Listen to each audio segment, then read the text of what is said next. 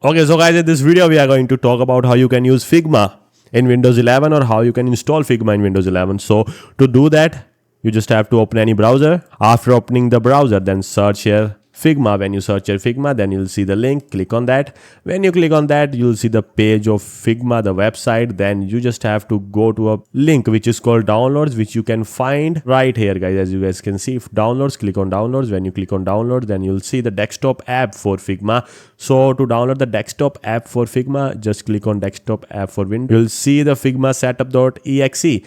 Just click on save. When you click on save, then the setup will start downloading, and it is of 113 MB, and it's done now. Now after the setup is complete, you just can click on that and it will run.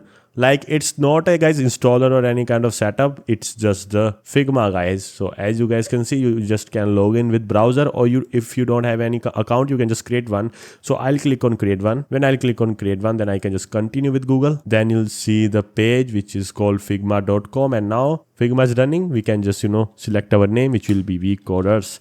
Then I'll just click on continue.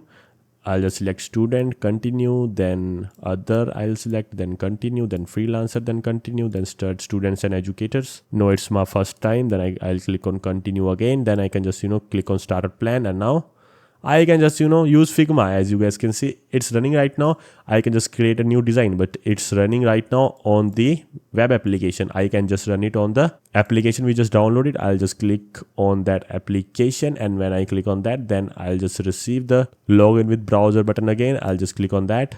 After that, you'll see the loading page appear. Then the Figma will run on the application you just downloaded. And right now, this is my Figma. I can just create a new design file.